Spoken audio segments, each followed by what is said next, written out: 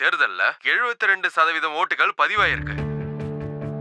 Vote counting சென்டர்ல காலையில 8 மணிக்கே ஓட் கவுண்டிங் ஸ்டார்ட் ஆயிடுச்சு. மொத்தமா 140 சீட்ல 120 சீட்டுகள்ல KDF 61 சீட்டும், ஜனபட்ச முன்னணி கட்சி 59 சீட்டு வாங்கியிருக்கு. தமிழ்நாட்டு அரசியல்ல மிகப்பெரிய திருப்பத்தை கொண்டு வர மிகப்பெரிய தேர்தல் தான் இந்த வாட்டி நடந்திருக்கு. மந்திரி சபையில யாரு இடம் பெற போறாங்கன்னு பொறுத்திருந்து பார்ப்போம். ஹலோ, எண்ணி முடிக்க போறாங்களா? ஜனபட்ச முன்னணி கட்சி 4612 ஓட்டுகள் வாங்கியிருக்கு. அப்பா, நீங்க தான் லீடிங்ல இருக்கீங்க. அடுத்த சிஎம் அப்பா தான். இப்போது புதிய செய்திகள். புதுச்சேரி வட்டத்துல KGF கட்சியோட தொம்மன் சாக்கோ 4000 ஓட்டுகள்ல ஜெயிச்சிட்டாரு. இந்த முறை இவர் ஜெயிச்சா தமிழ்நாட்டுல சிஎம் ஆறதுக்கான வாய்ப்பு இவருக்கு தான் இருக்கு. வயநாடு மாவட்டத்துல ஓட்டு எண்ணிக்கையில KDF கட்சியில இருக்கிற பழங்குடி மக்கள் தலைவரா இருக்கிற செல்லப்பன் தேர்ந்தெடுக்கப்பட்டார். இப்போது புதிய செய்திகள். திருவான்மியூர் தொகுதி ஓட்டு எண்ணிக்கை முடிவுக்கு வந்தது. தமிழ்நாட்டுல முக்கியமான தொகுதி தான் திருவான்மியூர். முன்னாள் மந்திரி KDF கட்சியில இருக்கிற ஸ்ரீ பால கங்காதர மேனன் முன்னணியில இருந்திருந்தாலும் இப்ப 3வது இடத்துக்கு பின்தள்ளப்பட்டார். 2 பெரிய கட்சிகளையும் பின்தள்ளி ஸ்ரீ கிருஷ்ணகுமார் ஜெயிச்சிட்டார். KDF கட்சி தொண்டராகவும் மாவட்ட இளைஞரணி கட்சியோட செக்ரட்டரியா இருந்த ஸ்ரீ கிருஷ்ணகுமார் சுயேட்சையா நின்று 2 கட்சிகளையும் தோக்கடிச்சிருக்கார். கிருஷ்ணகுமார் வாழ்க! கிருஷ்ணகுமார் வாழ்க! கிருஷ்ணகுமார் வாழ்க! கிருஷ்ணகுமார் வாழ்க! கிருஷ்ணகுமார் வாழ்க! கிருஷ்ணகுமார் வாழ்க! கிருஷ்ணகுமார் வாழ்க! இந்த படை போதுமா? இந்த படை போதுமா?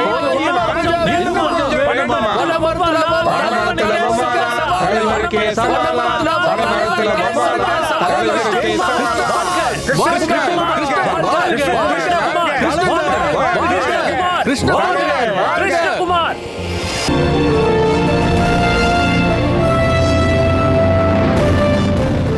வணக்கம். முக்கிய செய்திகள். தேர்தல் முடிவுக்கு வந்தது. தெளிவான ஓட்டு எண்ணிக்கை வெளிப்படுத்தாதனால தமிழ்நாடு அரசியல் குழப்பத்துல இருக்கு. 2 கட்சியும் சர்ச்சையில இருக்கு. போன தடவை 3 சீட்டு வாங்கின கட்சி இப்ப 70 சீட்ல தோத்து இருக்கு. அது உங்க ஆட்சியோட லட்சணத்தை காட்டு. நீங்க காலவாரி விட்டதால் தான் அப்படி ஆச்சு. ஒருத்தருக்கு ஒருத்தர் பழி சொல்லாம இதுக்கப்புறம் என்ன பண்ணலான்னு யோசிங்க. என்ன சொன்னாலும் முதலமைச்சர் ராஜினாமா பண்ணணும். இங்க ராஜினாமா பண்ணா யாரும் முதலமைச்சர் இல்லையே. நம்மளால ஆட்சியை நடத்த முடியுமானே இப்ப சந்தேகமா இருக்கு. என்ன பண்ணாலும் 69 சீட்டை வச்சு எதிர்க்கட்சி மந்திரி சபையில இடம் பிடிக்க முடியாது தெரியுமா? ஆனா இப்ப கிருஷ்ணகுமார் நம்ம கூட இருந்தா நம்மளால ஆட்சி செய்ய முடியும். அப்பதான் 71 சீட்டு வரும். கிருஷ்ணகுமார் அதுக்கு ஒத்துப்பாரா? சீட்டு கொடுக்கலன்னு கோவத்துல இருப்பாரு. நான் இத பத்தி அவர்கிட்ட பேசினேன். அவர் இங்க வரப்போறதா அவரே என்கிட்ட தெளிவா சொன்னாரு. நீ போட்டி போட வேண்டாம், உங்க பையன் போட்டி போட்டா போதுன்னு உங்ககிட்ட நான் எவ்வளவு தடவை சொன்னேன்? ஒரு 100 தடவை சொல்லிருப்பேன், நீ கேட்கவே இல்ல. அது நம்ம ராஜதந்திரம்யா. எனக்கு பதிலா என் பையனை நிறுத்தி இருந்தா அது வாரிசு அரசியலா போயிருக்கும். அப்பனோட சப்போர்ட் இல்லாம பையன் சொந்த கால்ல நிக்கணும். அதை என் பையன் ப்ரூவ் பண்ணிட்டான். அதைத்தான் எதிர்பார்த்தேன். வாங்க வாங்க.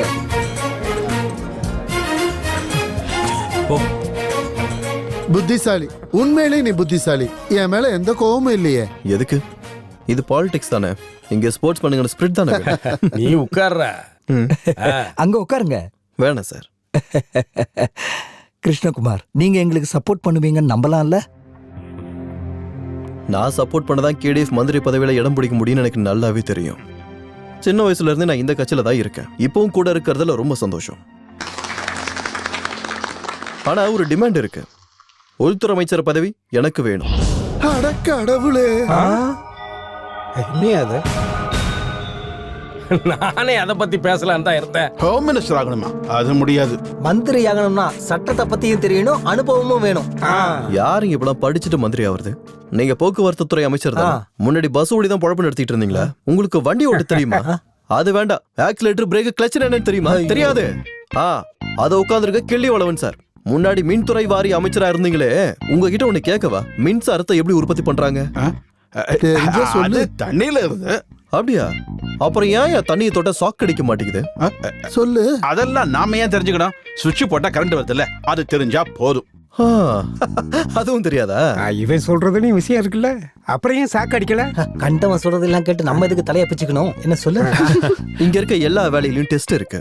மந்திரி ஆகிறதுக்கு கூட எக்ஸாம் வைக்கணும். இந்த IAS IPS வைக்கிற மாதிரி IIPS Indian Institute of Political Science அதை படிக்கணும். அது கூட வேணாம், மினிமம் 10ஆம் கிளாஸ் பாஸ் ஆயிருக்கணும்னு சொன்னா உள்ள பாதி பேர் வெளியே எழுந்து போவீங்க. இந்த தேர்தல் சொல்றதுல நமக்கெல்லாம் ஒரு எக்ஸாம் மாதிரி தான். அந்த எக்ஸாம்ல பாஸ் பண்றவங்க மட்டும்தான் மந்திரி ஆக முடியும். அது பரீட்சை இல்ல, மக்கள் தர வாய்ப்பு.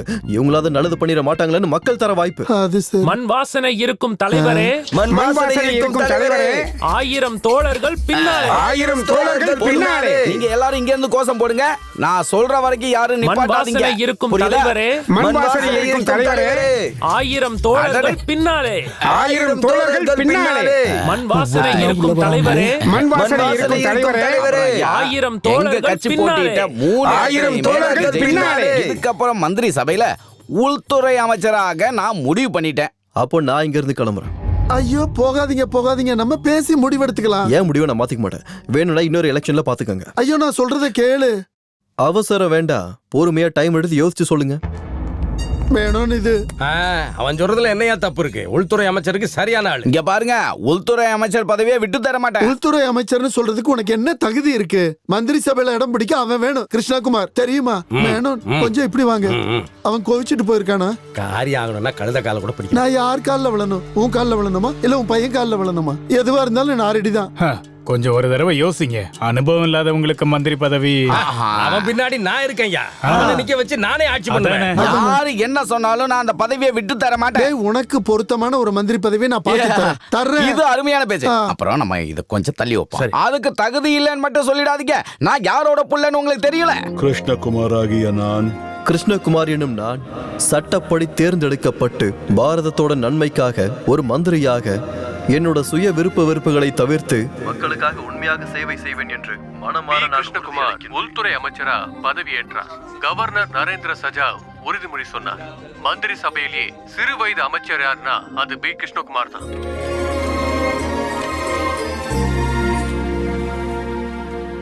பல கட்சிகள் இங்க போட்டி போட்டுட்டு இருந்தாலும் உங்க அப்பா இருக்கிற KDF கட்சியில இருந்து அமைச்சர் பதவி வாங்கியிருக்கீங்க, சரிதானே? எனக்கு கிடைச்ச வாய்ப்பை பயன்படுத்திக்கிட்டேன்றது தான் உண்மை. அந்த வாய்ப்பு எனக்கும் என் குடும்பத்துக்கும் உபயோகப்படுற வகையில இருக்குன்னு நான் யோசிக்கல. அதிகாரத்தை தப்பா பயன்படுத்தவும் மாட்டேன். அது மட்டும் இல்லாம எனக்கு கிடைச்ச இந்த அதிகாரத்தை பொதுமக்களோட நன்மைக்காக நான் பயன்படுத்த போறேன். அப்பாவுக்கு எதிராக போட்டி போடும்போது உங்களோட மனநிலைமை எப்படி இருந்தது? நான் அப்பாவுக்கு எதிராக இல்ல, அவரோட கட்சியோட கொள்கைக்கு எதிராக தான் போட்டியிட்டேன். அரசியல்ல பந்த பாசத்துக்கு இடம் இல்ல. அப்பாவை தோக்கடிச்சப்ப என்ன தோணுச்சு? நான் இல்லைங்க தோக்கடிச்சது, அது மக்கள். அரசியல்வாதிங்க அதிகாரத்தை துஷ்பிரயோகம் பண்ணும்போது வாக்கு மூலியமா அவங்களை நிராகரிக்க மக்களுக்கு உரிமை இருக்கு. அப்போ உங்க அப்பா பாலகங்காதரன் மேனன் பதவியை பயன்படுத்தி அத்துமீறல் செஞ்சாருன்னு அமைச்சர் சொல்ல வரீங்களா? நான் தனிநபர் குறிப்பிடல சார். அப்பா குற்றவாளி இல்லைன்னு தெரிஞ்சதுக்கு அப்புறம் நீங்க இந்த மந்திரி பதவியை உங்க அப்பாக்கு விட்டு கொடுப்பீங்களா?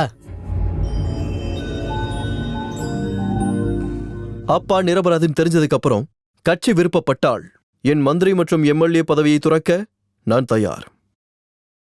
கொஞ்ச நேரத்துல நிறைய பேசிட்டோம். உங்க எல்லாரையும் அப்புறம் பாக்குறேன்.